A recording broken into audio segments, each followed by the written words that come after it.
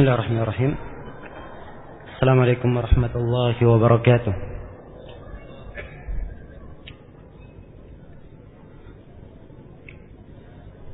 Alhamdulillahi rabbil alamin. Wassalatu wassalamu ala al-mab'uuthi rahmatan lil alamin. Nabiyyina Muhammad wa ala alihi wa sahbihi wa man tabi'ahum bi ihsanin ila yaumiddin, amma ba'd.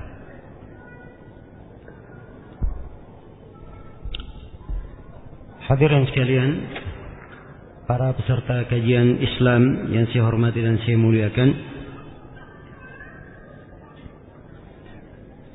Pada pertemuan sebelumnya kita telah menjelaskan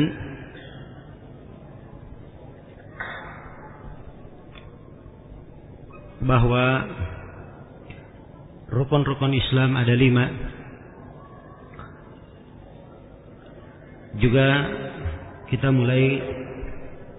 telah mulai menjelaskan rukun Islam yang pertama, yaitu syahadat la ilaha illallah Muhammadar Rasulullah.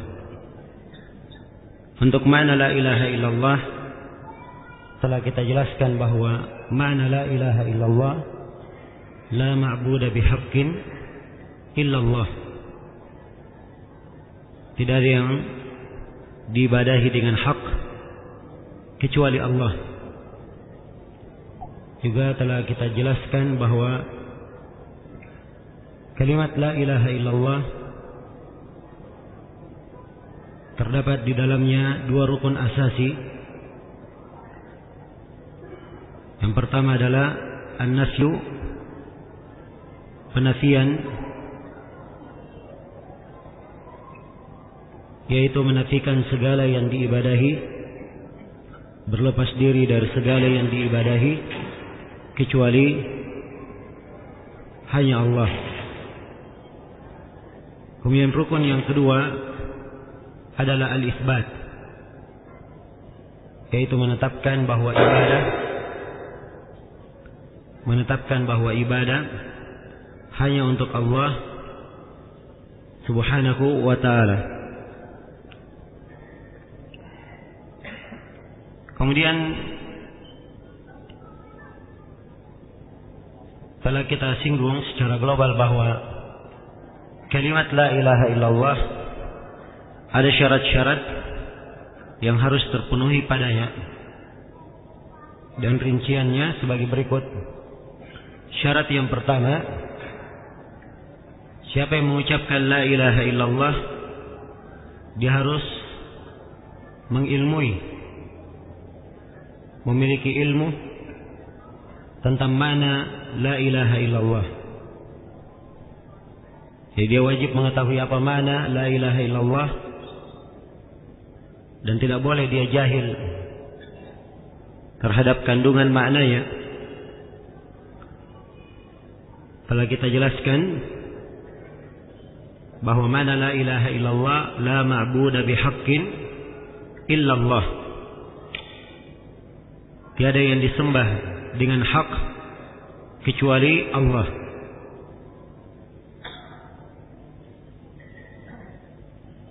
Dan keharusan mengilmui makna la ilaha illallah ini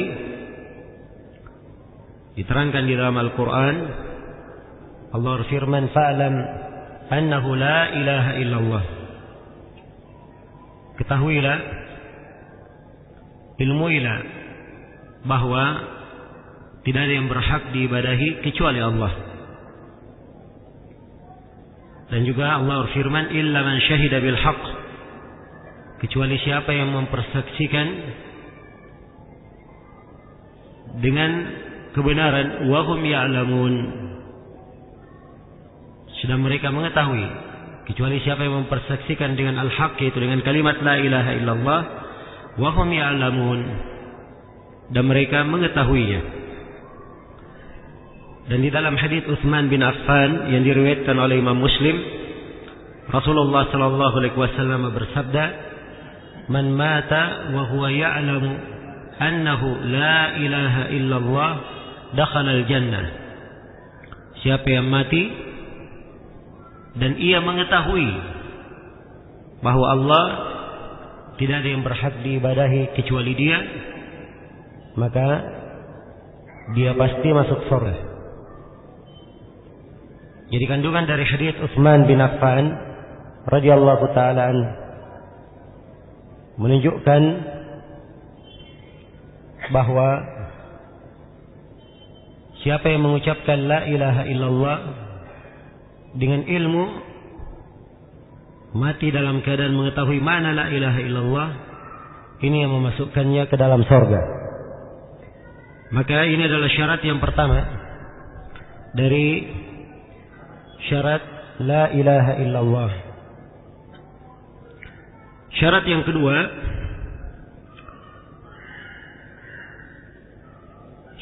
kedua, adalah meyakini kandungan makna la ilaha illallah. Dia wajib meyakininya, tidak boleh ragu di dalamnya. Tidak boleh ragu di dalamnya. Dan keyakinan adalah memastikan hal tersebut secara pasti di dalam dirinya, yang tidak disertai oleh keraguan, tidak disertai oleh kebimbangan. Allah mensyaratkan keyakinan ini di dalam firman-Nya, innamal mu'minuna alladzina amanu billahi wa rasulih thumma lam yartabu. Sungguhnya kaum mukminun itu adalah orang-orang yang beriman kepada Allah dan kepada Rasul-Nya, kemudian mereka tidak ragu. Iya. Dan di dalam hadits Abi Hurairah yang diriwayatkan oleh Imam Al-Bukhari atau Imam Muslim, Rasulullah sallallahu alaihi wasallam bersabda, "Asyhadu an la ilaha illallah wa anni Rasulullah la yalqa Allah biha abad ghairu syakin fiha illa dakhala al-jannah." Saya bersaksi tidak ada yang berhak diibadahi kecuali Allah, dan saya adalah Rasul Allah. Ya, Rasulullah bersabda, aku bersaksi tidak ada yang berhak diibadahi kecuali Allah, dan aku adalah Rasul Allah. Tidaklah seorang hamba menghadap kepada Allah dengan kalimat ini, tidak ragu di dalamnya, kecuali dia masuk surga. Dalam sebuah riwayat, mustayqinan biha qalbuh. Iya. Hatinya itu yakin terhadap kandungannya. Maka disyaratkan keyakinan. Ini syarat yang kedua dari syarat la ilaha illallah. Kemudian syarat yang ketiga dari syarat la ilaha illallah adalah seorang hamba ikhlas. Ya, ikhlas di dalam mengimani dan mengucapkan kalimat la ilaha illallah itu. Ikhlas artinya tidak boleh ada bentuk kesyirikan di dalamnya, dan tidak boleh ada riya, tidak boleh ada paksaan. Dia ikhlas di dalam mengucapkan kalimat la ilaha illallah. Allah berfirman, wa ma umiru illa liya'budullaha mukhlishina lahuddin. Tidaklah mereka diperintah kecuali untuk mengikhlaskan agama, beribadah kepada Allah dengan mengikhlaskan agama hanya untuknya. Dan Allah berfirman kepada Rasulnya, qulillaha a'bud mukhlishan lahu dini. Katakanlah bahwa kepada Allah lah saya beribadah dengan mengikhlaskan agama itu hanya untuknya. Dan di dalam hadits Abi Hurairah diriwayatkan oleh Imam Al-Bukhari, Rasulullah sallallahu alaihi wasallam bersabda,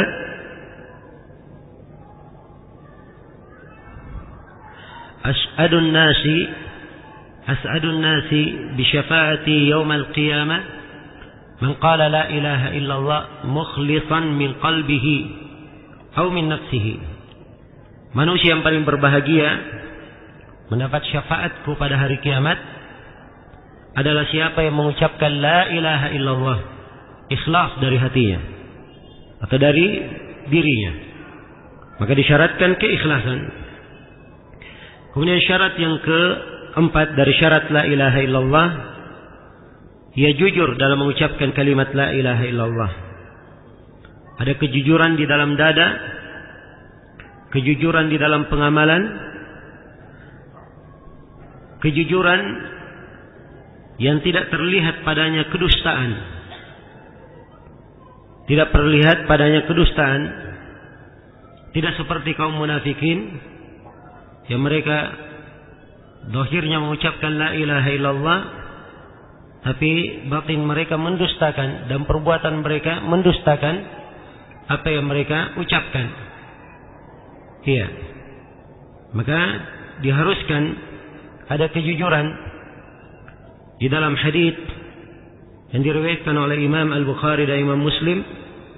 Rasulullah sallallahu alaihi wasallam bersabda, "Ma min ahadin yashhadu an la ilaha illallah wa anna Muhammadan abduhu wa rasuluh sidqan min qalbihi illa harramallahu 'alan nar." Tidak seorang pun yang bersaksi la ilaha illallah, tidak ada yang berhak diibadahi kecuali Allah, wa anna Muhammadan abduhu wa rasuluh, dan Nabi Muhammad adalah hamba dan Rasul Allah, sidqan min qalbihi, jujur dari hatinya, dia mengucapkannya jujur dari hatinya, illa harramahu Allahu 'alan nar, kecuali Allah haramkan ia masuk ke dalam neraka. Allah haramkan ia terhadap neraka. Maka ini syarat yang keempat, kejujuran yang berseberangan dengan mana kedustaan. Tidak ada kedustaan di dalamnya. Syarat yang kelima dari syarat la ilaha illallah adalah kecintaan terhadap kalimat la ilaha illallah. Kecintaan terhadap kandungan dan maknanya, dan kecintaan kepada orang yang mengucapkannya. Kecintaan terhadap orang yang mengucapkannya, berkomitmen dengan makna la ilaha illallah. Iya. Jadi kecintaan ini adalah kecintaan yang tidak diwarnai dengan kebencian. Sebab kebencian itu artinya bertentangan, menyelisihi makna kecintaan.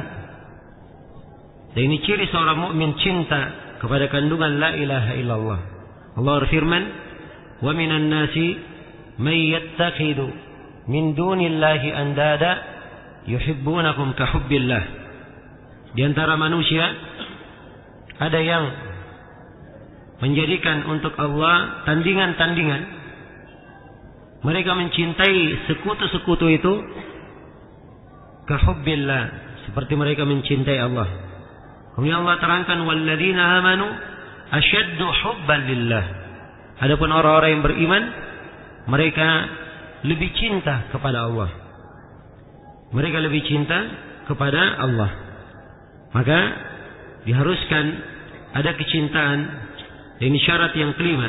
Syarat yang keenam adalah al-inqiyad, terikat dengan makna la ilaha illallah dan kandungannya. Seorang mukmin merasa terikat dengan kandungan dan konsekuensi dari kalimat la ilaha illallah. Iya. Sehingga tidak mungkin dia meninggalkan la ilaha illallah. Dia selalu terikat dengannya. Selalu terikat dengannya. Dan ini ciri seorang mukmin. Allah Subhanahu wa taala berfirman, "Wa may yu'min billah faqad istamsaka bil urwatil wuthqa. Wa may yu'min billahi wa yakfur bit taghuti faqad istamsaka bil urwatil wuthqa." Maka sungguh dia telah berpegang teguh dengan tali yang sangat kuat. Dan juga Allah Subhanahu wa taala berfirman, "Wa man ahsanu dinan mimman aslama wajhahu lillahi wa huwa muhsin. Siapa yang lebih baik agamanya dari orang yang mengikhlaskan atau orang yang menyerahkan wajahnya kepada Allah. Wa huwa muhsin, menunjukkan keterikatan terhadap kandungan dan makna la ilaha illallah, terikat dengan konsekuensi la ilaha illallah, apakah itu berupa perintah maupun larangan. Iya. Kemudian syarat yang ketujuh adalah al-qabul, ia menerima kalimat la ilaha illallah, tidak menolak. Yang menerima kalimat la ilaha illallah dengan hatinya, dia ucapkan dengan lisannya, diamalkan dengan anggota tubuhnya, tidak tergambar darinya suatu penolakan apapun terhadap kalimat itu. Iya. Sebab kaum musyrikin di masa Nabi, sifat mereka adalah bersombong, menolaknya. Innahum kanu idza qila lahum la ilaha illallah yastakbirun. Sungguhnya mereka itu apabila dikatakan kepada mereka la ilaha illallah, mereka bersombong, istikbar. Adapun orang-orang yang beriman, mereka menerimanya dengan sebenar-benar penerimaan. Ini 7 syarat. Dan sebagian ulama ada yang menambah syarat yang ke-8. Syarat yang ke-8 adalah dia kafir terhadap segala yang diibadahi kecuali Allah Subhanahu wa taala. Iya. Ini syarat yang ke-8 adalah hal yang telah dimaklumi, dan kandungan dan syarat yang akan diterangkan oleh penulis sebagian dari dalil-dalilnya. Baik, maka ini secara global makna la ilaha illallah, 2 rukunnya dan syarat-syaratnya. Ya. Siapa yang ingin dikatakan benar mengucapkan la ilaha illallah, maka dia wajib mengetahui makna la ilaha illallah tadi, mengetahui 2 rukunnya, dan memahami 8 syarat dari syarat la ilaha illallah. Kemudian Syekh menjelaskan, wa tafsiruha allati yuwaddihuha qauluhu ta'ala. Ya.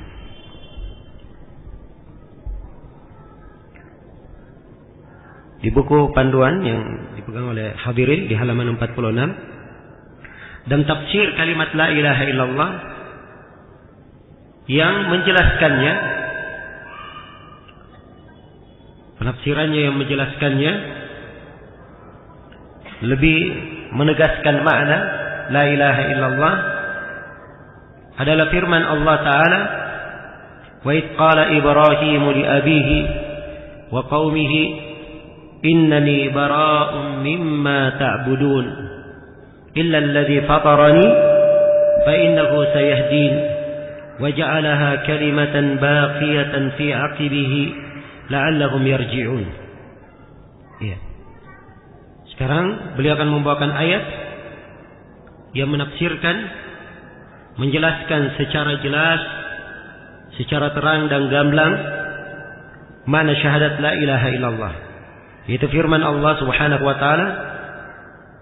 Allah berfirman, wa idh qala Ibrahim, dan ingatlah ketika Imam ahli tauhid Nabi Ibrahim alaihi salam berkata kepada ayahnya, wa qaumihi, dan berkata kepada kaumnya. Ayahnya dan kaumnya mereka menyembah berhala-berhala selain dari Allah. Mereka menyembah berhala-berhala dan mendekatkan diri mereka kepada berhala-berhala tersebut. Maka Nabi Ibrahim berkata kepada ayahnya dan kepada kaumnya, innani bara'um mimma ta'budun, sesungguhnya saya berlepas diri dari apa yang kalian ibadahi. Saya berlepas diri, yaitu saya benci dan saya memusuhi kalian terhadap apa yang kalian ibadahi. Illa alladhi fatarani, ya, kecuali Allah yang fatarani, yang menciptakanku. sini beliau singgung fatarani, mana rububiyah yang menciptakan, mengadakan.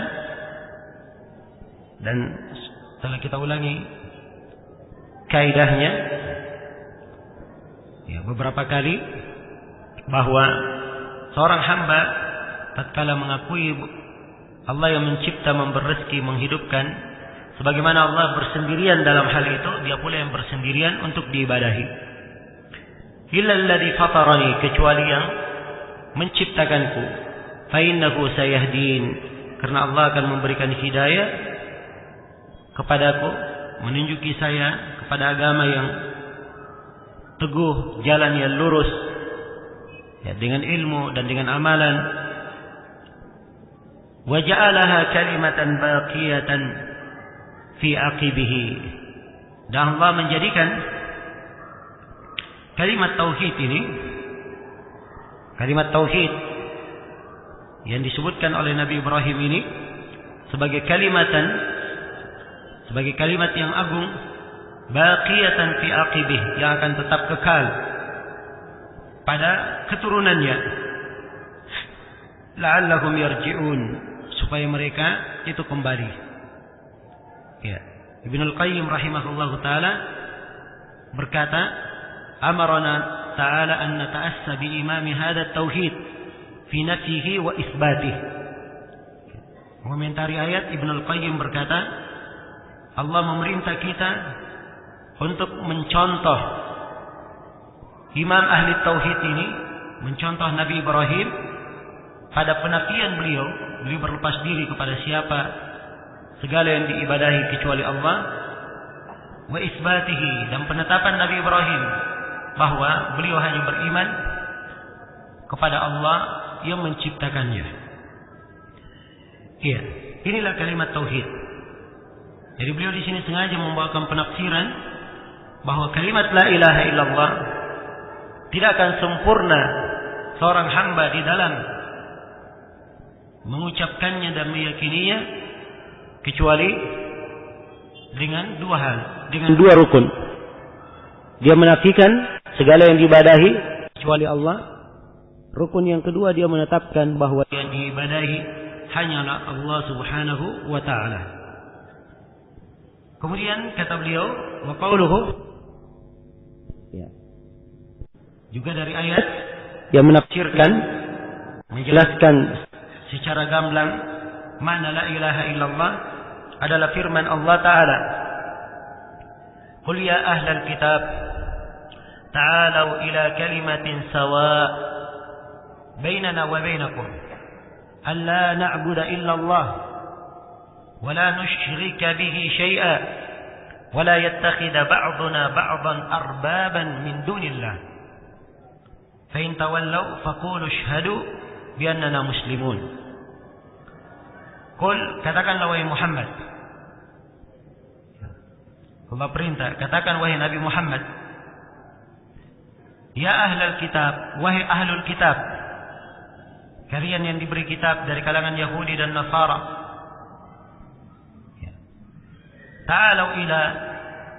ta'alau kemarilah kalian ila kalimatin sawa, kepada satu kalimat, sawa'in bainana wa bainakum, kalimat yang adil, pertengahan antara kami dan antara kalian.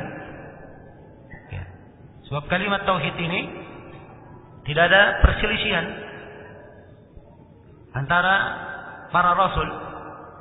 Semua kitab yang Allah turunkan menjelaskannya. Ya.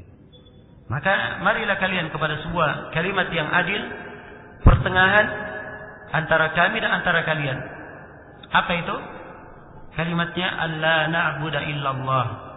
Tidak boleh kita beribadah kecuali hanya kepada Allah. Wala nusyrika bihi syai'an, dan tidak boleh kita mempersekutukan Allah dengan sesuatu apapun. Ya. Sesuatu apapun. Apakah itu berhala, patung, salib maupun yang lainnya. Bahkan kita memurnikan ibadah hanya kepada Allah. Wala yattakhidhu ba'duna ba'dan arbaban min dunillah. Dan tidak boleh sebagian dari kita menaati sebagian yang lain, sehingga seakan-akan menjadikannya sebagai rob-rob, sembahan-sembahan selain daripada Allah.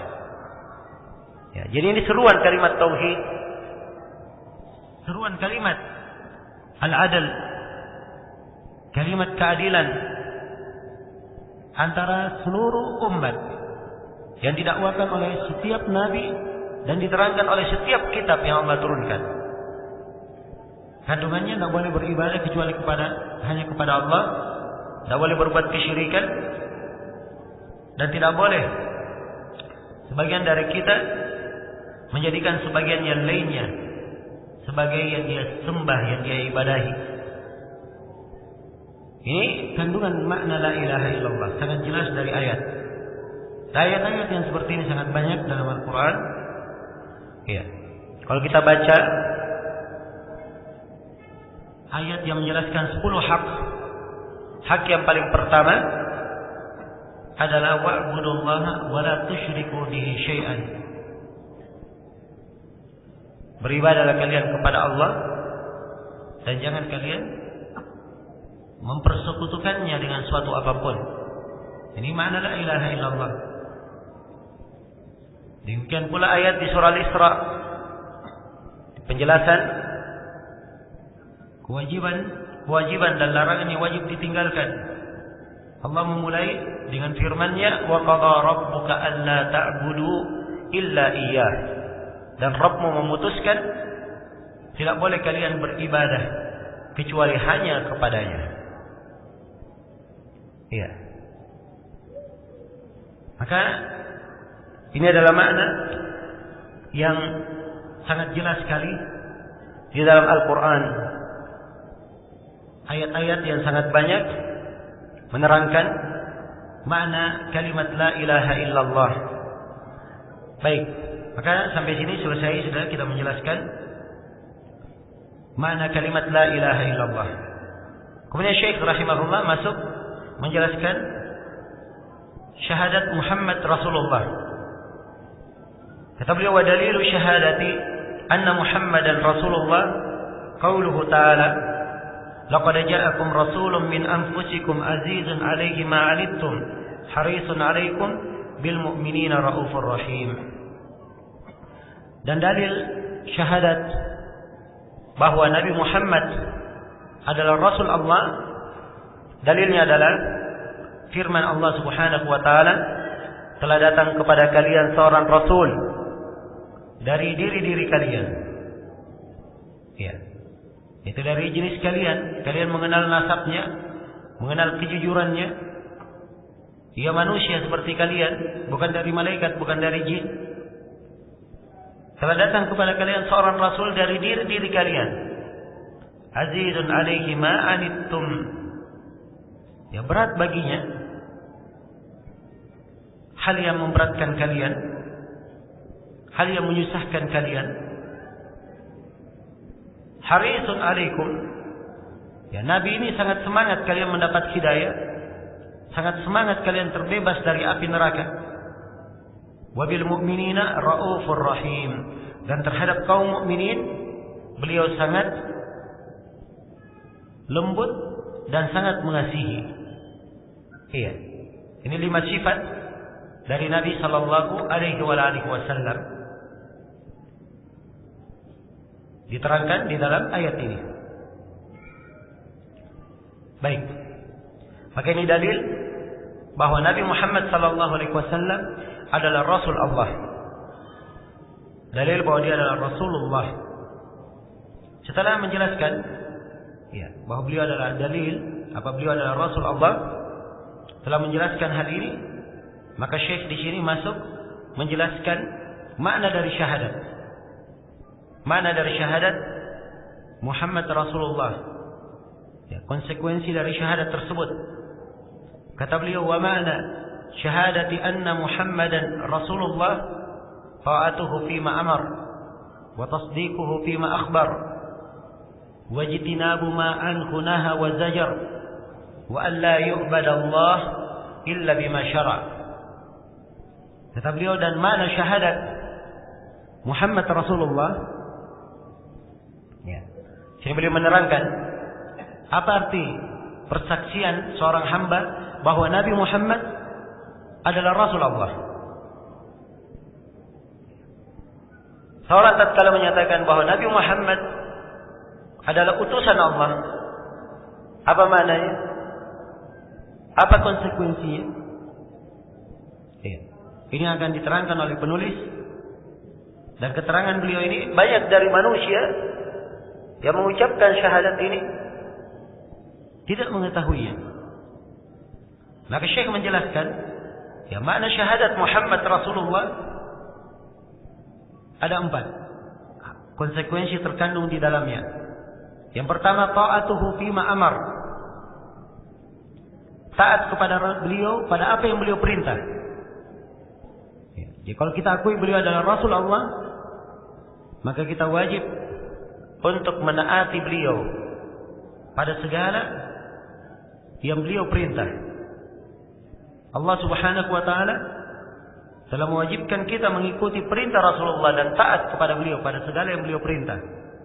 Dan perintah taat kepada Nabi dalam Al-Quran lebih dari 33 tempat di dalam Al-Quranul Karim.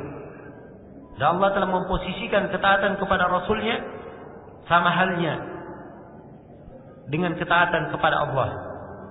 Allah berfirman di dalam Al-Quran, "May yuti'ir rasula faqad ata'a Allah." Siapa yang taat kepada Rasul, maka sungguh dia telah taat kepada Allah. Ya.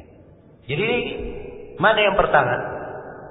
Kalau kita mengakui bahwa beliau adalah Rasul Allah, kita wajib taat pada segala yang beliau perintah. Apakah perintahnya wajib atau perintahnya sunnah. Kemudian yang kedua, tasdiquhu fima akhbar. Kita wajib membenarkan segala berita yang beliau kabarkan. Kita wajib membenarkan segala berita yang beliau kabarkan. Dan apa yang beliau kabarkan? Kadang beliau kabarkan tentang kejadian umat-umat yang telah lalu. Kadang beliau mengabarkan tentang perkara-perkara gaib yang akan datang. Ya. Maka apa yang beliau kabarkan semuanya adalah kebenaran, kejujuran yang wajib kita terima. Karena Nabi tidak pernah berucap dari dirinya. Yang beliau ucapkan adalah wahyu yang Allah berikan kepadanya. Allah berfirman, "Wa ma yantiqu 'anil hawa in huwa illa wahyu yuha." Beliau tidak pernah berucap dari hawa nafsunya. Yang beliau ucapkan adalah wahyu yang diwahyukan kepada beliau. Ya. Maka kita wajib menaati beliau atau membenarkan beliau pada segala yang beliau perintahkan. Ya. Dan ini 2 dasar pokok dalam keimanan kepada Rasul sallallahu alaihi wasallam. Hal yang membenarkan syahadat. Kata Ibnu Al-Qayyim rahimahullah, al-imanu yarji'u ila aslaini. Keimanan kembali kepada 2 landasan utama, 2 dasar pokok.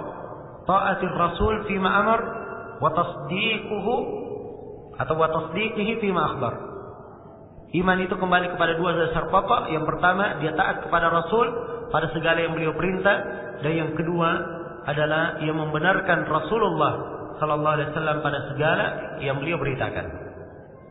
Kemudian yang ketiga dari kandungan makna syahadat Muhammad Rasulullah, seorang yang bersaksi bahwa Nabi Muhammad adalah Rasul Allah, ijtinabu ma'an hunaha wa zajar. Dia wajib meninggalkan segala perkara yang dilarang oleh Rasulullah SAW dan segala perkara yang dihardik oleh beliau, diperingatkan untuk tidak didekati. Ya. Allah berfirman, "Wa ma ataakumur rasulu fakhudhuhu wa ma nahakum anhu fantahu." Apa yang dibawa oleh Rasul, maka terimalah dia. Apa yang dilarang oleh Rasul, maka tinggalkanlah dia. Dan di dalam hadis Abu Hurairah yang diriwayatkan oleh Imam Al-Bukhari dan Imam Muslim, Rasulullah sallallahu alaihi wasallam bersabda, "Ma nahaitukum anhu fajtanibuh, Wa idza amartukum bi syai'in fa'tu minhu mastata'tum. Apa yang saya melarang kalian darinya, tinggalkanlah. Dan apa yang saya memerintah kalian dengannya, lakukanlah perintah itu sesuai dengan kemampuan kalian. Iya. Maka semakin seorang hamba itu taat kepada Rasulullah SAW dalam menjalankan perintah dan taat kepada Rasulullah SAW dalam meninggalkan larangan, maka dia adalah orang yang paling berhak untuk dikatakan sebagai pengikut Nabi Muhammad sallallahu alaihi wasallam. Kemudian yang keempat dari kandungan makna syahadat anna Muhammadar Rasulullah, alla yu'badallahu illa bima syara'. Tidak boleh seorang beribadah kepada Allah kecuali sesuai dengan apa yang beliau syariatkan. Kalau memang kita akui bahwa beliau adalah Rasul Allah, perantara antara kita dan antara Allah, berarti tidak ada jalan bagi kita menuju kepada Allah, menegakkan ibadah kepada Allah. Tidak ada jalan bagi kita kecuali melalui perantara Rasulullah SAW. Karena itu tidak boleh kita melakukan ibadah apapun kecuali di atas tuntunan dan syariat Rasulullah sallallahu alaihi wasallam. Iya. Karena itu Nabi sallallahu alaihi wasallam bersabda, "Man 'amila 'amalan laisa alaihi amruna fa huwa raddun." Siapa yang beramal dengan sebuah amalan tidak dibangun di atas tuntunan kami, maka amalan tersebut adalah amalan yang tertolak. Imam Az-Zuhri berkata, "Minallahi ar-risalah wa 'ala ar-rasuli al-balagh wa 'alaina at-taslim." Ar-risalah datangnya dari Allah. Kewajiban ar-rasul adalah menyampaikan, dan kita berkewajiban untuk menerima. Iya. Baik, ini makna syahadat Muhammad Rasul Allah. Jadi ada 4 hal. Ya, taat kepada Rasulullah SAW pada apa yang beliau perintah, membenarkan beliau pada apa yang beliau kabarkan, meninggalkan segala yang beliau larang, dan tidak boleh beribadah kepada Allah kecuali dengan apa yang beliau syariatkan, kecuali dengan ketentuan dan syariat dari beliau. Iya. Kata sebagian as-salaf rahimahullah, at-turuqu kulluha masdudatun 'alal khalq illa 'ala man iktafa athar ar-rasul sallallahu alaihi wasallam wa taba'a sunnata wa lazima tariqah fa inna turuqal khairat kullaha maftuhatun 'alaihi. Kata beliau, seluruh jalan-jalan itu tertutup terhadap makhluk, semuanya tertutup kecuali orang yang mengikuti jejak Rasul sallallahu alaihi wasallam, mengikuti sunnahnya dan berqamit di atas jalan beliau. Maka seluruh jalan-jalan kebaikan itu seluruhnya terbuka untuknya. Seluruhnya terbuka untuknya. Kalau dia mengikuti jalan Rasul, maka jalan yang lain akan terbuka di belakangnya. Tapi kalau tidak melalui jalan Rasulullah sallallahu alaihi wasallam, maka tidak ada jalan yang terbuka baginya menuju kepada Allah. Iya. Baik, ini kandungan syahadat la ilaha illallah Muhammad Rasulullah. Setelah menjelaskan syahadat, Syekh di sini menjelaskan dalil tentang salat dan zakat. Kata beliau, wa dalilus salati waz zakati wa tafsirit tauhid.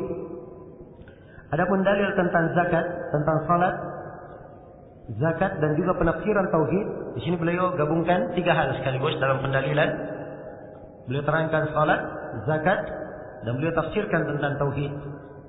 Qauluhu ta'ala, wa ma umiru illa liya'budullaha mukhlishina lahud-din hunafa wa yuqimus salata wa yu'tuz zakat wa dzalika dinul qayyimah. Tidaklah mereka diperintah, ya, kalimat tidaklah mereka diperintah ini menunjukkan bahwa agama itu dibangun di atas perintah. Ya, harus ada tuntunan dari Rasulullah sallallahu alaihi wasallam. Tidaklah mereka diperintah illa liya'budullah, kecuali untuk beribadah kepada Allah. mukhlishina lahuddin, dengan mengikhlaskan agama hanya untuknya. Hunafa, bagi orang-orang yang hanif, yang kuat di atas tauhid, meninggalkan kesyirikan. Jadi ini juga penafsiran tauhid ya. Wa yuqimus salata, dan mereka menegakkan salat. Ya, bahasa di dalam ayat-ayat dan hadis tentang salat itu semuanya dengan lafaz menegakkan. Dan menegakkan salat itu artinya dia menunaikan kewajiban-kewajibannya di dalam salat. Dia laksanakan salat itu pada waktunya. Dia laksanakan salat itu sesuai dengan apa yang Allah perintah. Ya, kalau laki-laki secara berjamaah dan perempuan boleh di rumah.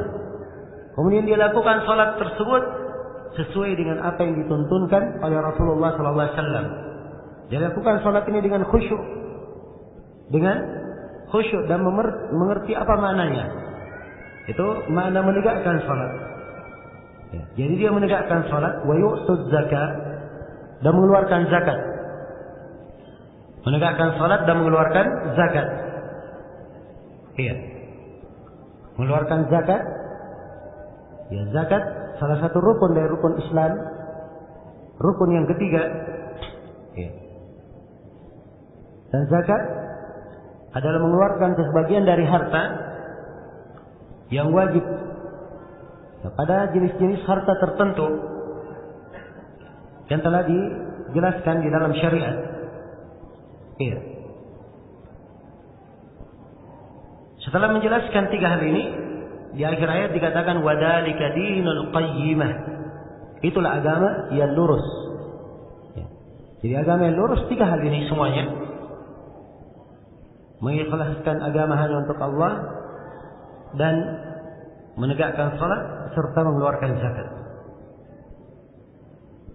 Kemudian kata beliau wa dalilus siyam qauluhu ta'ala, dan dalil tentang puasa, bahwa puasa adalah rukun Islam, adalah firman Allah Ta'ala, ya ayyuhalladzina amanu kutiba alaikumus siyamu kama kutiba alal ladzina min qablikum la'allakum tattaqun. Wahai orang-orang yang beriman, telah diwajibkan atas kalian berpuasa, yaitu puasa Ramadan. Ya. Di dalil kewajiban puasa maksudnya di sini puasa Ramadan. Sebab ini merupakan puasa wajib kaum muslimin. Dia merupakan salah satu rukun dari rukun Islam. Telah diwajibkan atas kalian berpuasa, sebagaimana telah diwajibkan atas umat-umat sebelum kalian. La'allakum tattaqun, supaya kalian itu bertakwa. Iya. Supaya kalian bertakwa. Kemudian berikutnya kata beliau wa dalilul hajj, dan dalil tentang haji, bahwa haji adalah rukun Islam. Qauluhu ta'ala adalah firman Allah Ta'ala, walillahi 'alan nasi hajjul baiti man istata'a ilaihi sabila wa man kafara fa inna Allaha ghaniyyun 'anil 'alamin. Allah berfirman, dan bagi Allah kewajiban terhadap manusia. Allah mewajibkan terhadap manusia untuk beribadah kepada Allah dengan menunaikan haji ke Al-Bait. Sengaja dia ke Ka'bah, ke Masjidil Haram di Mekah, untuk menunaikan ibadah haji.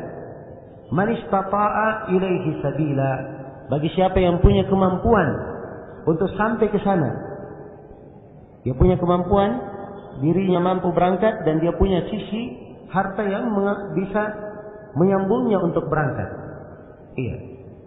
Ini kemampuan dari sisi fisik dan kemampuan dari sisi harta, dan khusus untuk perempuan ada tambahan kemampuan dia memiliki mahram. Ada mahram. Iya. Jadi siapa yang punya kemampuan diwajibkan untuk berhaji. Kemudian Allah mengingatkan waman kafara, siapa yang kafir berpaling, fa innallaha ghaniyyun 'anil 'alamin, maka sesungguhnya Allah sangatlah tidak perlu kepada seluruh makhluk. Iya. Makhluk itu yang perlu kepada Allah Subhanahu wa taala. Adapun Allah Maha Kaya. Allah Maha Kaya. walaupun seluruh manusia berada di atas hati yang paling keji, itu tidak akan mengurangi keagungan dan kebesaran Allah. Iya. Allah berfirman, "In takfuru fa innallaha ghaniyyun 'ankum." Kalau kalian kafir, sungguhnya Allah tidak membutuhkan kalian, tidak memerlukan kalian. Wala yarda li ibadihil kufur. Dan Allah tidak ridha kekafiran terhadap hamba-hambanya. Wa in tashkuru yardahu lakum. Kalau kalian bersyukur, Allah ridha untuk kalian.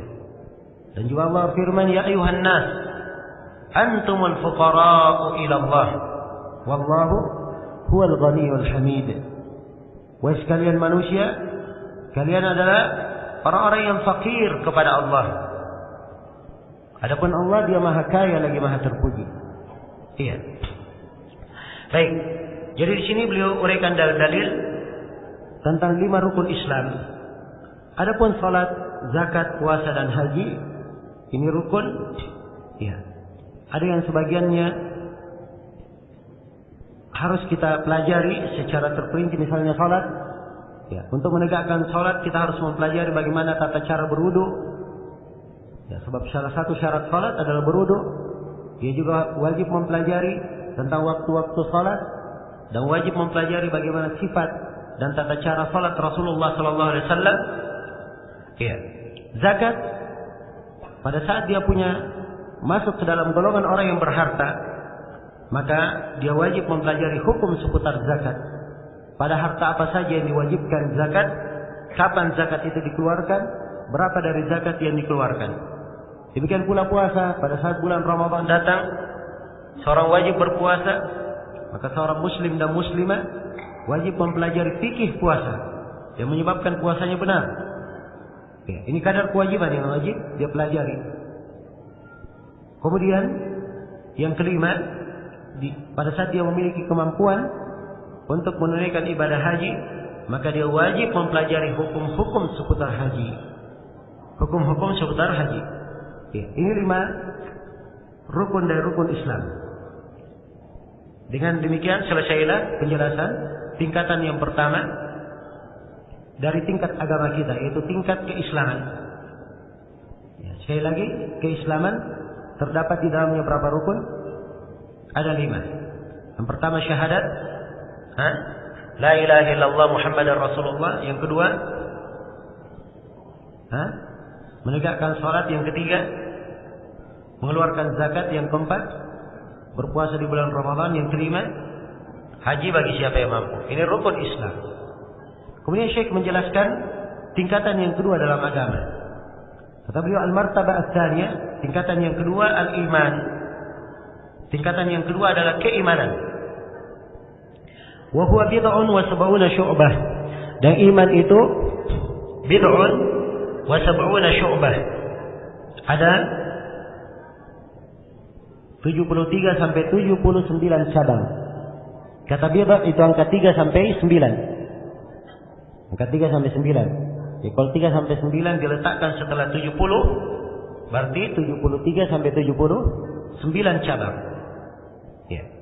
Fa'alaha qawlu la ilaha illallah wa adnaha imatatul ada 'anil tariq wal haya'u syu'batun minal iman.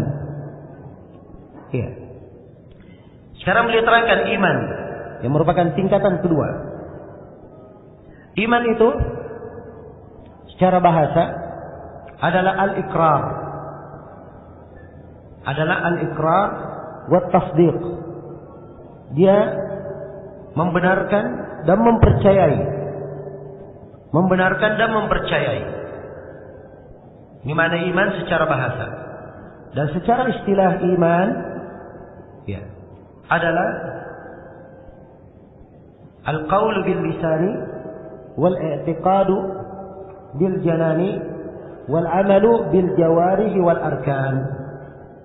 Iman itu adalah ucapan dengan lisan, keyakinan di dalam hati, amalan dengan anggota tubuh, yazidu bit ta'ah, bertambah dengan ketaatan, wa yanqusu bil ma'siyah, dan berkurang dengan maksiat. Ya, jadi ini iman secara istilah. Karena itu dari keimanan Ada yang berkaitan dengan hati, ada yang berkaitan dengan lisan, ada yang berkaitan dengan anggota tubuh. Ya. Dan ada yang terkait dengan 3 sekaligus. Yang keseluruhannya menunjukkan bahwa iman tidak terlepas dari 3 hal ini. Ucapan dengan lisan, keyakinan dalam hati, dan amalan dengan anggota tubuh. Kemudian juga wajib diketahui bahwa iman bisa bertambah dan bisa berkurang. Iman bisa bertambah dengan ketaatan dan bisa berkurang apabila seorang hamba melakukan kemaksiatan. Itu iman. Karena itu Syekh di sini menjelaskan bahwa iman cabang-cabangnya banyak. Cabang-cabangnya banyak. Iya. Dan ini di dalam sebagian ayat Al-Quran digambarkan, walladzina jahadu fina lanahdiyannahum subulana. Orang-orang yang bersungguh-sungguh di jalan kami, atau orang-orang yang bersungguh-sungguh pada kami akan tunjukkan kepadanya jalan-jalan kami. Dibentuk jamak jalan-jalan sebab pintu-pintu ketaatan itu banyak. Cabang-cabang keimanan beraneka ragam. Ya, adapun Islam itu sendiri cuma satu, tapi dalam Islam banyak pintu ketaatan, banyak cabang keimanan. Jelas ya? Iya. Maka beliau terangkan iman 73 sampai 79 cabang. Yang paling tingginya adalah ucapan la ilaha illallah. Dari cabang keimanan yang paling tingginya adalah ucapan la ilaha illallah. Ya. Yang paling rendah, yang paling bawah dari tingkat keimanan adalah menyingkirkan gangguan dari jalan. Kalau misalnya seorang berjalan, ada gangguan di jalan, kerikil misalnya, atau ada duri, ya, ada kaca, dia singkirkan, maka ini amalan ketaatan, bagian dari keimanan. Bagian dari keimanan. Dan ini tingkat terbawah dari tingkat-tingkat keimanan, dari cabang-cabang keimanan. Iya. Baik. Wal haya'u syu'batun minal iman, dan rasa malu itu adalah cabang dari keimanan. Ya, di sini Syekh memberi 3 contoh ya. Dan 3 contoh ini beliau ambil dari hadis. Ya. Beliau ambil dalam hadis. Ya. Sebab Nabi bersabda dalam hadis Abu Hurairah, riwayat Bukhari dan Muslim, ya. Al-imanu bid'un wa sab'una syu'bah. Iman itu 73 sampai 79 cabang. Ya. Fa'alaha qawlu la ilaha illallah. Yang paling tingginya ucapan la ilaha illallah. Setelah tadi kita katakan bahwa iman ucapan dengan lisan. Ucapan dengan apa? Lisan. Paling tingginya ucapan la ilaha illallah. Wa adnaha imatatul ada anit tariq. Paling rendahnya adalah menyingkirkan gangguan dari jalan. Yang paling rendah, paling bawah. Ya. Dan ini amalan. Karena itu kita katakan tadi bahwa iman amalan dengan apa? Anggota tubuh. Dan rasa malu adalah bagian dari keimanan. Rasa malu itu amalan hati. Rasa malu letaknya di dalam hati. Letaknya di dalam hati. Ya. Nampak pengaruhnya di tubuh dan di gerakan. Kalau seorang memiliki rasa malu, maka kadang terlihat ya pada wajahnya kemerahan, atau terlihat pada tingkah lakunya. Ini karena rasa malu yang berada di dalam hati. Tapi kalau dia tidak punya rasa malu di dalam hatinya, kita tidak akan nampak ya pada tubuhnya, tidak akan kelihatan di air mukanya. Jelas ya? Karena rasa malu bagian dan amalan hati. Baik. Jadi inilah yang disebut dengan nama keimanan. Ya. Kemudian Syekh menjelaskan bahwa iman ini ada 6 rukun-rukunnya. Kata beliau wa arkanuhu sittah. Dan rukun iman ada 6. Rukun iman ada 6. Yang pertama, tu'mina billah wa malaikatihi wa kutubihi wa rusulihi wal yawmil akhir wa tu'mina bil qadari khairihi wa syarrihi. Ya. Rukun iman ada 6. Yang pertama, engkau beriman kepada Allah. Yang kedua, engkau beriman kepada para malaikat. Yang ketiga, engkau beriman kepada kitab-kitabnya. Yang keempat, engkau beriman kepada para rasulnya. Yang kelima, engkau beriman kepada hari akhirat. Dan yang keenam, engkau beriman kepada takdir yang baik dan yang buruknya. Beriman kepada takdir yang baik dan yang buruknya. Iya. Jadi ini 6 rukun dari rukun apa? Dari rukun iman. Yang pertama beriman kepada Allah.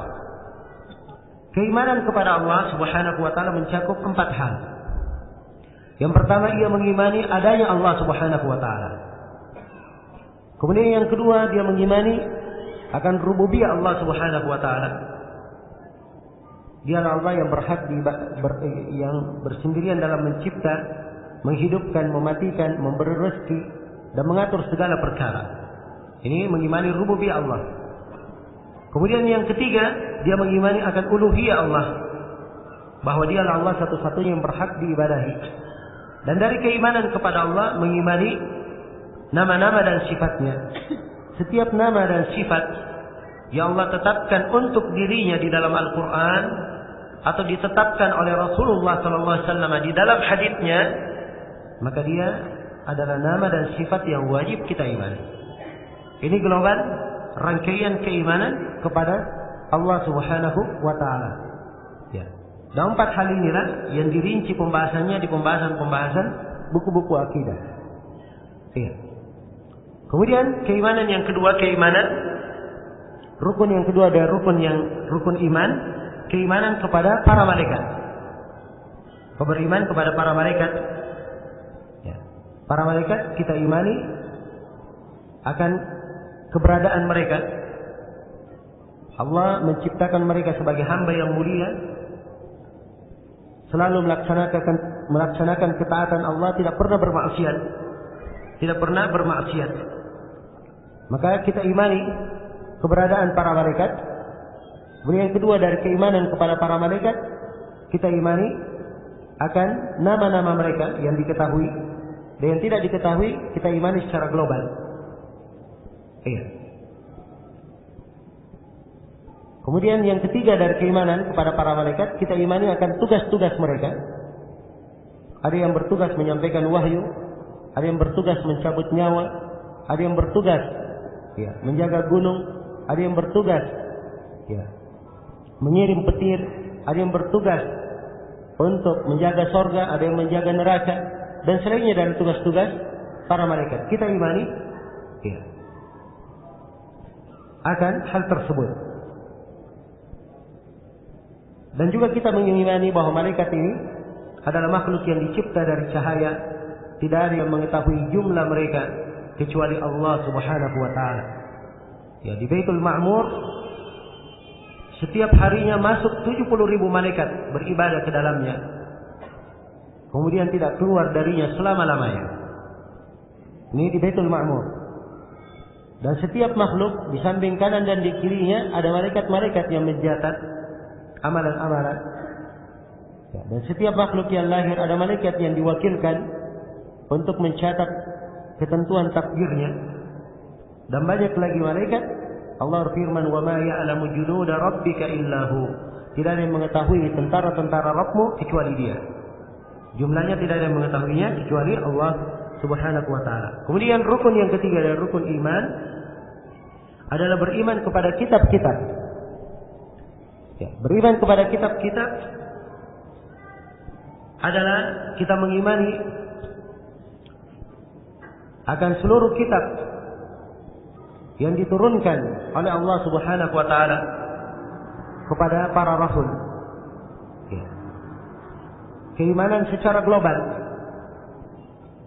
pada hal yang diglobalkan dan keimanan secara terperinci pada hal yang diperinci. Dan khusus bagi kita umat Islam, ya, baik sebelumnya, dan beriman kepada kitab itu, ya, adalah kita imani semua kitab yang Allah sebutkan nama-namanya kepada kita. Ada kitab yang diturunkan kepada kita umat Islam, Al-Quran. Ada kitab At-Taurat yang diberikan kepada Nabi Musa alaihissalam. Dan ada kitab Injil yang diberikan kepada Nabi Isa alaihissalam. Dan kitab Az-Zabur yang diberikan kepada Nabi Daud alaihissalam. Dan di dalam Al-Quran Allah menyebutkan Suhuf Ibrahim wa Musa, lembaran-lembaran Nabi Ibrahim dan lembaran-lembaran Nabi Musa. Ya, kalau lembaran Nabi Musa di dalam ayat ini berbeda dengan Taurat, berarti dia adalah kitab yang ke-6. Maka ini yang disebutkan nama-namanya kita imani secara global. Ya, dan kita punya kewajiban tersendiri sebagai umat Islam mengimani Al-Quranul Karim. Kita yakini bahwa Al-Quran telah menghapus seluruh kitab sebelumnya. Wa muhaiminan alaihi, dan Al-Quran itu telah muhaimin, berkuasa menghapuskan seluruh kandungan atau seluruh kitab sebelumnya. Dan kandungan yang terdapat pada seluruh kitab sebelumnya ada di dalam Al-Quran. Dan dari keimanan kepada Alkitab, kita tidak boleh berhukum kecuali dengan hukum Al-Quran itu sendiri. Allah firman, "Fa in tanaza'tum fi syai'in farudduhu ila Allahi war rasuli in kuntum tu'minuna billahi wal yawmil akhir." Kalau kalian berselisih pada suatu apapun, maka kembalikanlah kepada Allah dan Rasulnya. Dikembalikan kepada Allah yaitu dikembalikan kepada Al-Quran. Dikembalikan kepada Rasulnya yaitu dikembalikan kepada sunnahnya. Kalau memang kalian beriman kepada Allah dan hari akhirat. Baik, ini secara global penjelasan keimanan kepada kitab-kitab. Kemudian rukun yang keempat dari rukun iman adalah warusulihi, keimanan kepada para rasul. Keimanan kepada para rasul. Iya. Maka kewajiban kita adalah mengimani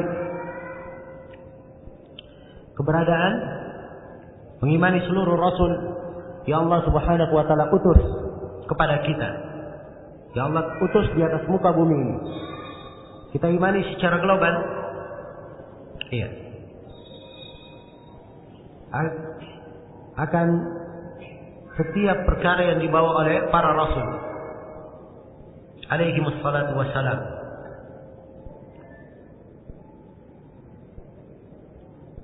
Siapa yang diketahui namanya dari para rasul, maka kita wajib mengimaninya. Dan dalam Al-Quranul Karim, Allah Subhanahu wa taala menyebutkan 25 nama nabi. Ya, termasuk Nabi Adam. Walaupun Nabi Adam beliau nabi saja dan bukan rasul. Ya. Maka seluruhnya kita imani. Dan ada nama-nama nabi yang lainnya tidak disebutkan. Ada yang dikisahkan dan ada yang tidak dikisahkan. Faminhum man qasasna 'alaika wa minhum man lam naqsushum 'alaik. Di antara mereka ada yang kami sudah kisahkan kepada engkau Nabi Muhammad, dan di antara mereka ada yang belum kami kisahkan. Ada yang belum dikisahkan oleh Allah. Iya. Maka kita beriman kepada seluruh para nabi dan para rasul. Khusus untuk kita umat Islam, kita wajib beriman secara khusus kepada Nabi kita Nabi Muhammad sallallahu alaihi wasallam. Kita mengimani bahwa beliau adalah rasul yang diutus kepada kita, dan beliau adalah penutup para nabi dan para rasul. Walakin Rasulullah wa khataman nabiyyin. Beliau adalah rasul Allah dan penutup para nabi. Ya, penutup para nabi. Itu ayat Al-Qur'an. Dan keimanan kepada beliau ini adalah hal yang memasukkan ke dalam surga. Siapa yang beriman kepada Rasul sebelum Nabi Muhammad, ketika Nabi Muhammad datang, diutus, ia tidak beriman kepada Nabi Muhammad, maka pasti orang tersebut dihitung ke dalam penghuni neraka. Walaupun dia beriman kepada Rasul sebelumnya. Karena itu Nabi SAW bersabda di dalam hadis Abi Hurairah yang diriwayatkan oleh Imam Al-Bukhari dan Imam Muslim, "La yasma'u bi yahudiyyun wala nasraniyun thumma la yu'minu bima ji'tu bih illa kana min ahli an-nar." Tidak ada seorang pun yang mendengar saya diutus. Tidak seorang Yahudi, tidak pula seorang Nasrani mendengar saya diutus lalu dia tidak beriman dengan apa yang saya bawa, kecuali dia pasti adalah penduduk neraka. Iya. Kemudian dari keimanan kepada Rasul, kafir kepada satu orang Rasul, itu artinya kafir kepada seluruh Nabi dan Rasul. Ya. Karena itu kalau kita baca kisah-kisah para umat-umat para Nabi, satu umat yang mendustakan Rasul dikatakan mendustakan seluruh Rasul. Kadzabat qaum Nuhinil mursalin misalnya. Ya. Sungguhnya kaum Nabi Nuh mendustakan para Rasul. Disebut para Rasul. Padahal Nabi yang diutus kepada kaum Nabi Nuh cuma satu. yaitu Nabi Nuh alaihi salam. Tapi dianggap mendustakan seluruh para rasul. Karena mendustakan seorang rasul itu artinya mendustakan seluruh para rasul. Karena itu umat Islam hendaknya memahami fikih ini. Dan di masa ini banyak dari manusia yang ingin menjelekkan para nabi dan para rasul. Ya. Sebagian dari mereka ada yang menghinakan para nabi dan para rasul. Ya, telah dimaklumi ya beberapa kejadian di tahun-tahun belakangan, peristiwa-peristiwa, ada yang membuat karikatur Nabi Shallallahu Alaihi Wasallam. Ya. Ini dimaklumi dari akhlak orang-orang kafir dari kalangan Yahudi dan Nasara itu dari zaman dahulu. Maka kalau adanya hal tersebut saat ini bukan hal yang mengherankan. Tapi yang mengherankan adalah seorang muslim yang mengaku umat Islam, dia membuat karikatur tentang Nabi Isa alaihi salam. Itu yang mengherankan sebenarnya. Ya, sebab seorang muslim ya, dia beriman kepada seluruh nabi dan rasul. Sebagaimana Nabi Muhammad tidak boleh diperlakukan seperti itu, Nabi Isa juga tidak boleh diperlakukan seperti itu. Dia kafir kepada Nabi Isa sama saja dia kafir kepada Nabi Muhammad sallallahu alaihi wasallam. Ya. Jadi perbuatan itu muncul dari sebagian umat. Kenapa? Sebab tidak mengerti apa yang dimaksud dengan keimanan kepada para rasul. Maka wajib mengimani segala yang dibawa oleh para rasul. Dan kita umat Islam ada keimanan khusus untuk Nabi kita Nabi Muhammad sallallahu alaihi wasallam. Beliau adalah penutup para nabi dan para rasul. Wajib kita imani, ya. Dan seterusnya dari hak-hak yang berkaitan dengan beliau. Baik, selesai di sini penjelasan global seputar rukun iman yang keempat, yaitu keimanan kepada para rasul. Rukun iman yang kelima adalah keimanan kepada hari akhirat. Ya. Hari akhirat maksudnya hari yang akan menyusul nanti, hari yang akan datang. Karena itu disebut akhirat sebab ada yang awal yaitu kehidupan dunia dan ada yang di akhir yaitu akhirat. Ya. Disebut juga hari kiamat. Ya, sebab manusia akan dihancurkan kemudian akan dibangkitkan kembali. Karena itu disebut hari kiamat. Disebutkan as-sa'ah, hari saat, karena itu adalah saat dikumpulkannya seluruh manusia. Ya. Dan disebut dengan nama al-haqqah, hari kepastian, sebab dia adalah hari yang pasti dilalui oleh setiap dari makhluk. Dan disebut sebagai al-qari'ah, sebab dia adalah hari yang menggoncangkan. Ya. Hari yang penuh dengan prahara. Dan penamaan-penamaan hari kiamat sangat banyak sekali. Ya. Puluhan penamaan di dalam Al-Quran maupun hadis Rasulullah SAW yang menggambarkan hakikat hari kiamat, keberadaannya, kengeriannya, praharanya, dan hal-hal yang harus kita persiapkan untuk menghadapinya. Ya. Jadi ini disebut dengan nama hari akhirat. Keimanan seorang hamba kepada hari akhirat, yang pertama dia imani bahwa hari akhirat akan terjadi. Kemudian yang kedua dia imani bahwa hari akhirat itu ada banyak tahapan. Bermula dari kehidupan di alam kubur. Alam kubur adalah persinggahan yang pertama di alam akhirat. Nabi SAW bersabda, Al-qabru awwalu manazilil akhirat. Kuburan adalah awal persinggahan negeri akhirat. Ya. Kemudian kita wajib mengimani akan hari kebangkitan, dibangkitkannya manusia dari kubur. Kemudian kita wajib mengimani dikumpulkannya manusia di padang mahsyar, hari penantian.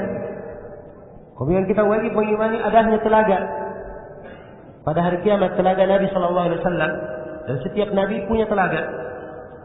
Setiap umat hanya minum dari telaga nabinya masing-masing. Telaga Nabi Sallallahu Alaihi Wasallam lebih harum dari bau kasturi, lebih manis dari madu, lebih putih dari susu, lebih mengkilat dari perak.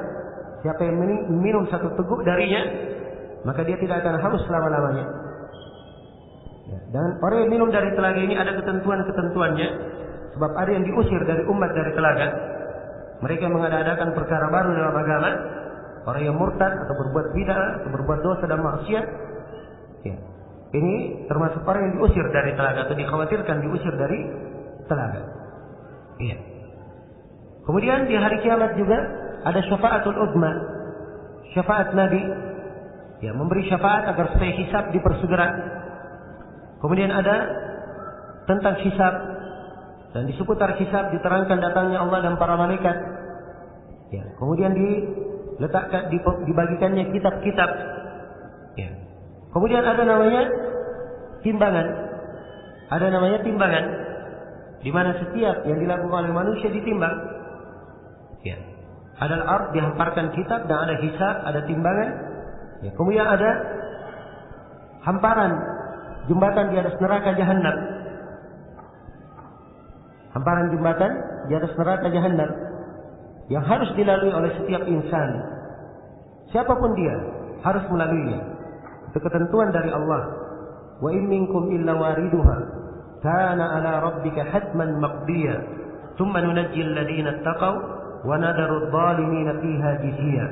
Tidak seorang pun di antara kalian kecuali wajib mendatangi jembatan di atas neraka Jahannam itu. Itu adalah sebuah ketentuan yang sudah dipastikan dari Rabbmu, tidak bisa berubah lagi. Kemudian kami menyelamatkan orang-orang yang bertakwa, lalu kami jadikan orang yang zalim jatuh dalam keadaan berlutut di dalam neraka. Ini jembatan disebutkan dalam sebagian riwayat lebih halus dari rambut, lebih tajam dari pedang, sangat licin. Di tengah-tengahnya ada jangkar-jangkar atau seperti duri-duri besar menyambar-nyambar. Tidak ada yang bisa melewatinya kecuali sesuai dengan kadar amalannya di dunia. Iya. Setelah itu ada neraka dan ada surga. Neraka di bawah jembatan, siapa yang tidak bisa melewatinya, neraka di bawahnya. Iya. Neraka di bawahnya. Ada kadang yang sudah melewatinya, tapi setelah itu ada qisas. Iya. Ini menurut sebagian ulama yang ada mengatakan bahwa qisas sebelumnya lagi. Ada yang mengatakan bahwa ada qisas setelah melewati di qisas, ternyata habis amalan kebaikannya, ia dilempar ke dalam neraka. Ya, dan setelah itu adalah surga. Setelah itu ada surga. Maka ini diantara kejadian-kejadian pada hari kiamat, semuanya masuk, wajib kita imani karena terangkai dalam keimanan kepada hari akhirat. Keimanan kepada hari akhirat. Kemudian rukun iman yang keenam, rukun iman yang keenam adalah beriman kepada takdir. Beriman kepada takdir khairihi wa syarrihi, yang baik dan yang buruknya.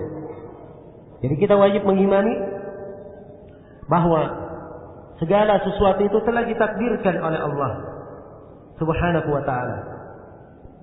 Ya. Telah ditakdirkan. Hal yang baik yang terjadi, Allah telah menakdirkannya. Hal yang buruk yang terjadi, Allah telah menakdirkannya. Allah telah menakdirkannya. Iya. Dan perbuatan Allah menakdirkan semuanya baik. Karena Allah Maha bijaksana. Dan Allah Maha mempunyai hikmah di belakang setiap perbuatannya. Ya, karena itu kejelekan tidak boleh disandarkan kepada Allah. Allah berfirman atau Rasulullah bersabda, "Wasyarru laysa ilaik." Dan kejelekan bukanlah kepadamu ya Allah. Jadi kejelekan tidak boleh disandarkan kepada Allah. Kalau Allah menciptakan kemaksiatan, itu karena hikmah di sisi Allah. Allah menciptakan, menakdirkan hamba jatuh di dalam dosa, itu hikmah di sisi Allah. Hikmah. Dia jatuh di dalam dosa, kadang membuat hamba tersebut, ya, semakin mengetahui kadar dirinya yang penuh dengan kelemahan, sehingga dia banyak bermunajat kepada Rabbnya.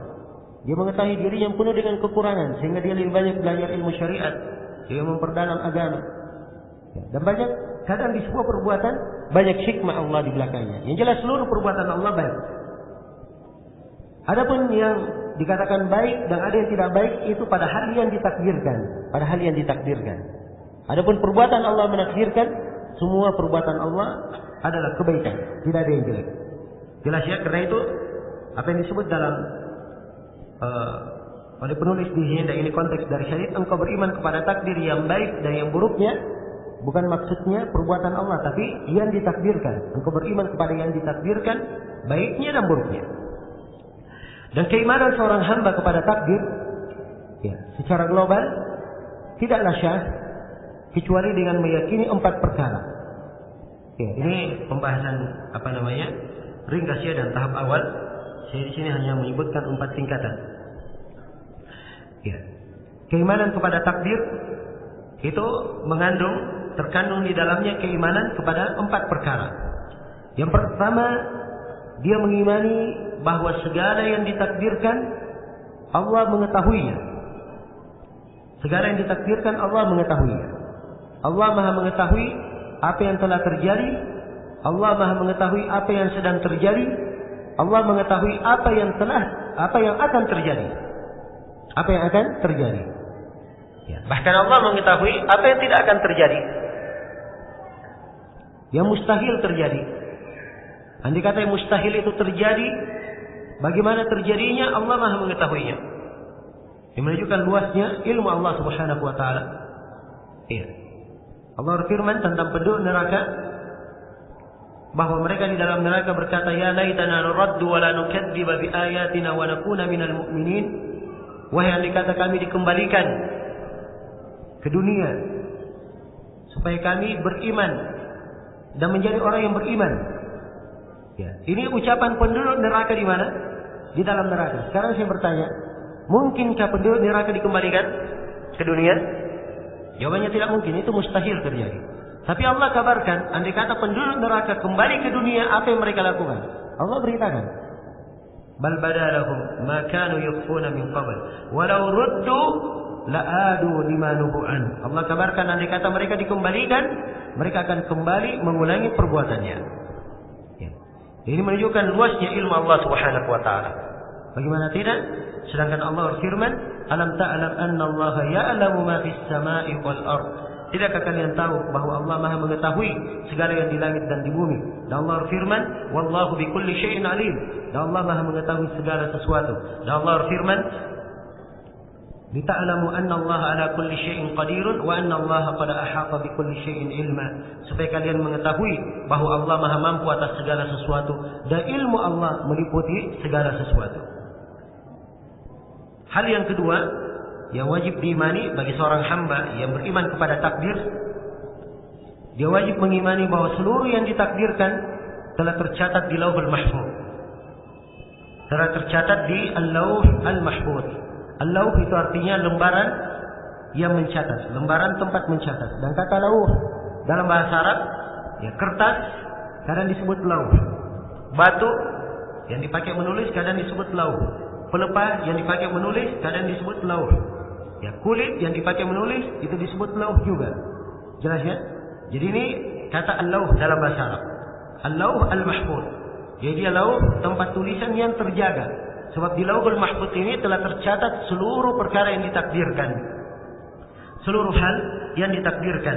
Ya, Allah Subhanahu wa taala berfirman, "Wa kulla syai'in ahsaynahu fi imamin mubin." Segala sesuatu kami telah catat dengan sangat detail di kitab yang sangat terang. Di kitab yang sangat terang. Jadi semuanya tercatat di Lauhul Mahfuz. Dan di dalam hadis Abdullah bin Amr bin Auf yang diriwayatkan oleh Imam Muslim, Rasulullah sallallahu alaihi wasallam bersabda, "Inna Allah kataba maqadir al-khalaiq. Inna Allah kataba maqadir al-khalaiq qabla an yakhluqa as-samawati wal ardi bi 50,000 sana wa kana arshuhu 'ala al-ma'." Sesungguhnya Allah Subhanahu wa taala telah mencatat, telah menulis seluruh takdir makhluk 50,000 tahun sebelum diciptakannya langit dan bumi. Sudah tercatat seluruh takdir-takdir itu. Ya, jelas ya? Maka dari keimanan kepada takdir kita wajib mengimani segala yang ditakdirkan telah tercatat di Lauhul Mahfuz. Apapun yang kita lakukan di kehidupan ini, kecil maupun besarnya, yang kasar maupun yang halus, yang sengaja maupun yang tidak disengaja, yang tampak maupun tidak tampak, dilakukan dalam keadaan sendiri, di hadirat orang lain, semuanya telah tercatat. Ya, telah tercatat.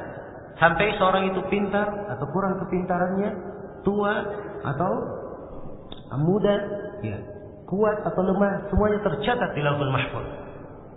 Semuanya tercatat. Tidak ada suatu pun yang tersisa di kehidupan dunia ini, ya, kecuali telah tercatat di Lauhul Mahfuz. Kemudian yang ketiga dari keimanan kepada takdir, kita wajib mengimani bahwa kehendak Allah Subhanahu wa taala itu berlaku pada segala sesuatu. Segala yang ditakdirkan pasti Allah menghendakinya. Segala yang ditakdirkan pasti Allah menghendakinya. Tidak mungkin ada yang dicipta dan Allah tidak menghendakinya. Tidak mungkin ada yang ditakdirkan dan Allah tidak menghendaki.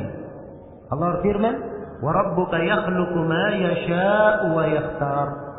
Dan Rabb kalian dan Rabb engkau menciptakan apa yang Dia kehendaki dan Dia memilih apa yang Dia kehendaki. Dan Allah berfirman, "Wa ma tasha'una illa ay yasha' Allahu rabbul alamin." Tidaklah kalian berkehendak kecuali semuanya masuk di dalam kehendak Allah Rabbul Alamin. Ya, manusia punya kehendak, dia berkehendak. Tapi seluruh kehendaknya tentunya tidak mungkin muncul kalau Allah tidak menghendakinya. Sebab kita semua di dalam kekuasaan Allah Subhanahu wa Ta'ala.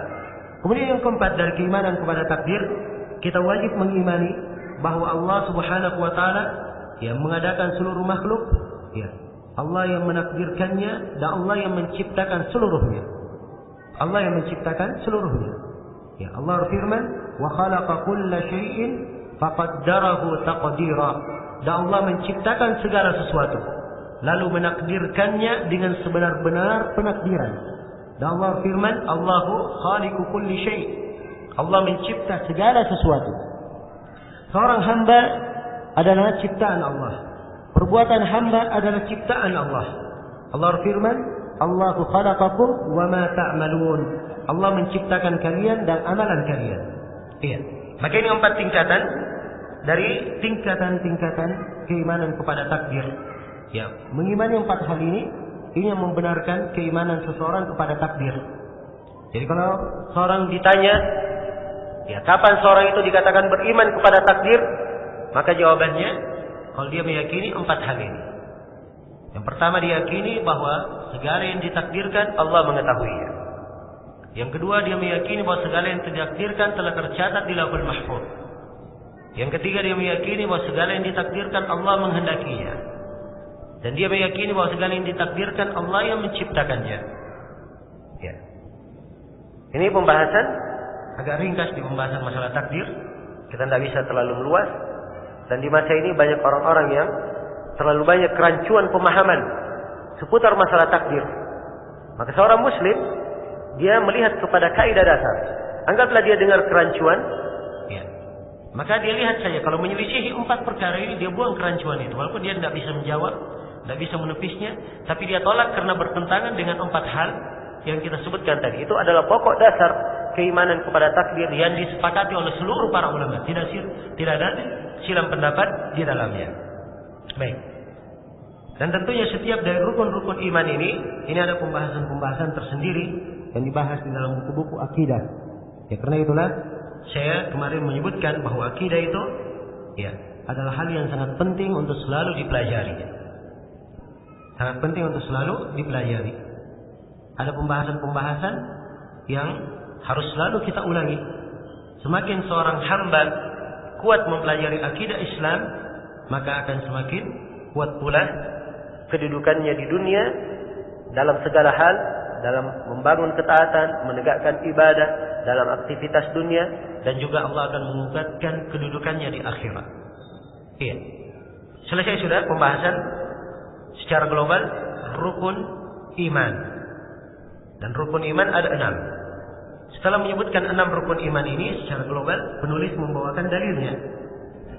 Kata beliau, "Wad-dalilu ala hadhil arkani sittah qauluhu ta'ala." Dan dalil terhadap 6 rukun ini adalah firman Allah Ta'ala, "Laisal birra an tuwallu wujuhakum qibala al-masyriqi wal maghrib, walakinnal birra man amana billahi wal yawmil akhir wal malaikati wal kitabi wan nabiyyin."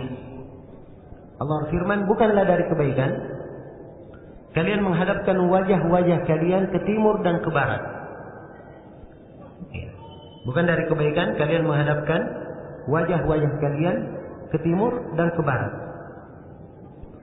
Tetapi yang merupakan kebaikan itu adalah siapa yang beriman kepada Allah, beriman kepada hari akhirat, beriman kepada para malaikat, beriman kepada kitab-kitab, dan beriman kepada Nabi. Ini 5 keimanan, 5 rukun. Dan 5 rukun yang disebut dalam satu ayat. Rukun yang ke-6 tentang takdir diterangkan di ayat yang lain. Karena itu beliau bawakan khusus tentang takdir. Kata beliau, "Wa dalilul qadar qauluhu ta'ala." Ada dalil tentang keimanan kepada takdir. Ya, dan takdir sebagai rukun iman adalah firman Allah Ta'ala, "Inna kulla syai'in khalaqnahu biqadar. Sungguhnya segala sesuatu itu kami ciptakan dengan takdir. Ya, kami ciptakan dengan takdir. Baik, ini 6 rukun dari rukun iman. Dengan ini selesailah pembahasan tingkatan yang kedua dari tingkatan agama kita, tingkatan keimanan. Dan ini tingkatan lebih tinggi dari tingkat keislaman. Tingkatan yang ketiga adalah tingkatan al-ihsan. Syekh di sini menjelaskan apa itu al-ihsan. Kata beliau, al-martabatut tsalitsa, tingkatan yang ketiga adalah al-ihsan. Ya, al-ihsan. Beliau berikan definisi tentang al-ihsan itu sekaligus beliau berikan rukunnya. Ya, kata beliau, wa huwa al-ihsan ruknun wahid, dan ihsan itu satu rukun saja. Kalau Islam 5 rukun, iman 6 rukun, kalau ihsan cuma 1 rukun. Ya. Apa rukun ihsan? An ta'budallaha ka'annaka tarah, fa in lam takun tarahu fa innahu yaraka. Engkau beribadah kepada Allah seakan-akan engkau melihatnya. Engkau beribadah kepada Allah seakan-akan engkau melihatnya. Kalau engkau tidak mampu seakan-akan melihatnya, maka ketahuilah bahwa Allah melihatmu. Ketahuilah bahwa Allah melihatmu. Ya, ini ihsan ya. Ihsan itu dia kalimat di dalam bahasa Arab, digunakan di dalam syariat, penggunaannya banyak maknanya. Kadang ihsan bermakna berbuat baik, ya, berbuat dermawan. Kadang ihsan bermakna dia mengikuti petunjuk Rasulullah SAW. Dan kadang ihsan dengan makna yang diterangkan oleh penulis di sini. Dan ini makna khusus yang ingin beliau terangkan sebagai tingkat ketiga dalam tingkat agama kita. Dan ini jenjang yang paling tinggi. Sebab seorang yang sampai ke derajat ihsan, pasti dia telah melalui derajat keimanan dan derajat keislaman. Iya. Tapi orang yang sampai ke derajat iman, derajat Islam, belum tentu dia sampai ke derajat apa? Ke derajat ihsan. Ihsan itu terkandung di dalamnya 2 hal. Yang pertama, seakan-akan engkau beribadah kepada Allah, atau engkau beribadah kepada Allah seakan-akan engkau melihatnya. Ingat ya, bahasa seakan-akan engkau melihatnya. Sebab Allah tidak bisa dilihat di kehidupan dunia. Iya. Dalam keadaan seorang itu dengan mata terjaga, tidak tidur, ya, di kehidupan dunia Allah tidak bisa dilihat. Ya. Maka dia beribadah seakan-akan melihat Allah. Dan ini tingkat yang sangat tinggi. Sebab seorang hamba yang saat dia beribadah seakan-akan dia melihat Allah di depannya, ini menunjukkan bahwa derajat keimanannya sangatlah tinggi. Ya. Derajat keimanannya sangatlah tinggi. Keterkaitan hatinya betul-betul sangat dekat kepada Allah Subhanahu wa Ta'ala. Ya. Seakan-akan engkau melihatnya. Ini jenjang yang pertama dari jenjang ihsan. Kalau engkau tidak mampu beribadah seakan-akan melihat Allah, maka ketahuilah Allah melihatmu. Ini yang kedua. Ya, jadi kalau kita tidak mampu seakan-akan melihat, paling tidak kita beribadah dan kita mengetahui Allah melihat kita. Allah melihat kita. Iya. Jelas ya?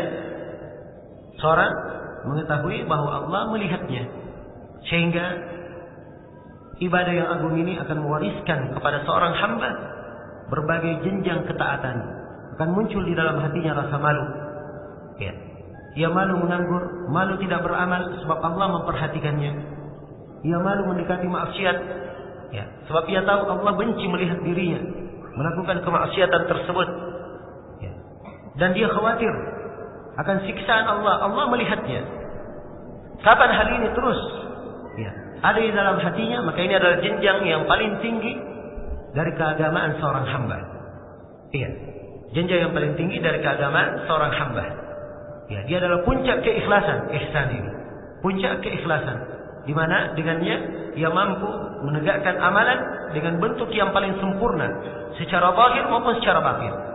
Secara zahir maupun secara batin. Iya. Syekhul Islam Ibnu Taimiyah menjelaskan kedudukan ihsan. Kata beliau, ihsan itu adalah mengerjakan segala yang diperintah. Apakah ihsan kepada manusia, berbuat baik kepada manusia, menjalankan yang diperintah kepada manusia, atau menjalankan apa yang diperintah kepada dirinya. Dan ihsan yang paling tinggi adalah keimanan, tauhid, berinabah kepada Allah, selalu menghadap kepadanya, bertawakal. Dia beribadah kepada Allah seakan-akan dia melihatnya, penuh mengagungkannya, sangat memandang wibawa kepadanya dengan penuh rasa malu, penuh cinta kepada Allah dan penuh rasa takut. Inilah kedudukan ihsan. Ya, perhatikan ya, bagaimana ihsan ini mencakup berbagai jenjang ibadah di dalamnya. Iya. Maka ihsan adalah derajat yang paling tinggi dari derajat keagamaan seorang hamba. Iya. Dan tentunya seorang tidak akan sampai ke derajat ini kecuali dengan amalan dan upaya. Dia harus lewati jenjang keislaman, keimanan, kemudian sampai ke derajat apa? Ke derajat ihsan. Karena itu para nabi dan para rasul, para sahabat dan orang-orang yang salih, di dalam kehidupan mereka terus mereka beramal, beribadah untuk mencapai jenjang ini. Dalilnya tentang ihsan, kata beliau, dalilu qauluhu ta'ala, dalilnya adalah firman Allah Ta'ala, innallaha ma'al ladzina taqaw wal ladzina hum muhsinun. Sesungguhnya Allah bersama orang-orang yang bertakwa dan bersama orang-orang yang selalu berlaku ihsan. Perhatikan ya, kalimat sungguhnya Allah bersama orang-orang yang bertakwa. Dan sifat ketakwaan ini dikhususkan dengan sifat mereka ini terus berada di tingkatan ihsan, di keadaan ihsan. Dan perhatikan kebersamaan Allah. Ini kebersamaan khusus. Kebersamaan bukan bermakna kebersamaan umum. Kalau saat ini kita semuanya bersama Allah.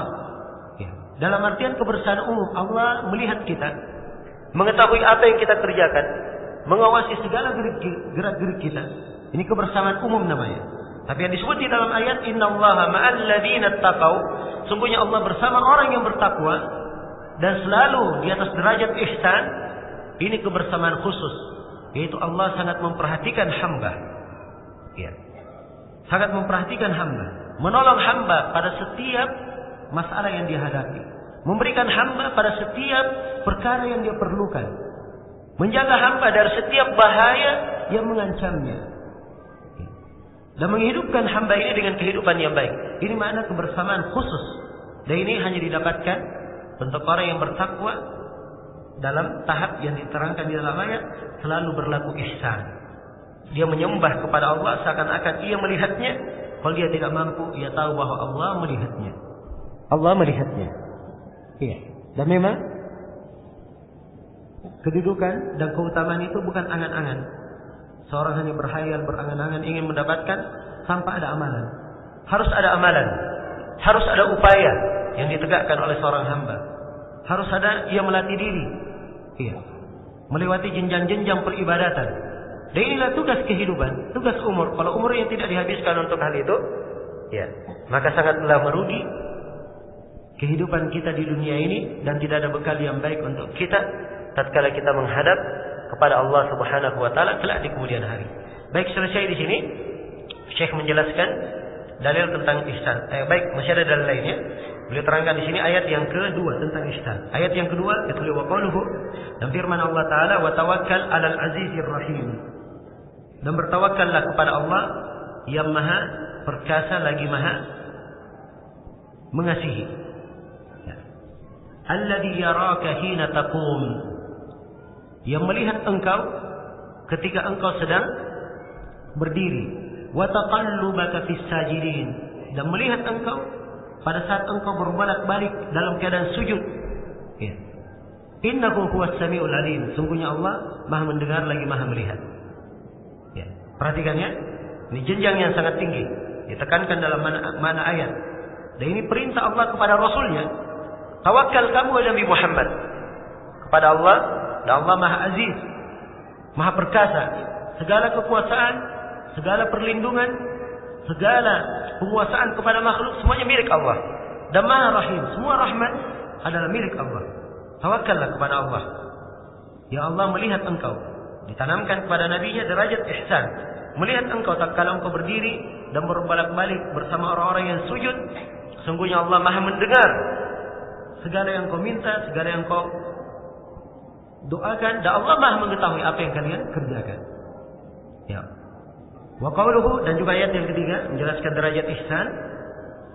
Wa ma takunu fi sya'nin wa ma tatlu minhu min Qur'anin wa la ta'maluna min amalin illa kunna 'alaikum syuhudan id tufiduna fihi al-ayat. Ya. Allah berfirman, tidaklah engkau berada dalam suatu urusan dan tidaklah engkau membaca ayat dari Al-Qur'an dan tidaklah engkau beramal dengan amalan apapun kecuali kami pasti menyaksikan kalian saat kalian masuk di dalam amalan itu. Iya. Maka ini derajat ihsan yang hendaknya selalu tertanam di dalam diri. Dan sekali lagi ini adalah jenjang yang paling tinggi dari jenjang peribadatan. Ya, wallahu ta'ala alam. Baik, waktu sudah berlalu. Kita masih ada satu hadits lagi. Ya. Di sini Syekh akan membawakan hadits Jibril yang menjelaskan 3 tingkat keagamaan sekaligus. Menjelaskan tingkat Islam, iman dan iman sekaligus dalam satu hadits. Dan ini hadits insyaallah taala dengannya kita akan menutup pembahasan landasan yang kedua. Ya. Landasan yang kedua yang dengannya kita menjawab pertanyaan malaikat di alam kubur, yaitu bagaimana kita mengenal agama Islam dengan dalil-dalilnya. Baik, untuk sementara saya cukupkan sampai sini. Kita bersiap-siap untuk melaksanakan salat maghrib. Dan insyaallah taala kita akan sambung kembali setelah pelaksanaan salat maghrib. Subhanakallahumma bihamdik asyhadu an la ilaha illa anta astaghfiruka wa atubu ilaik walhamdulillahi rabbil alamin. Wassalamualaikum warahmatullahi wabarakatuh.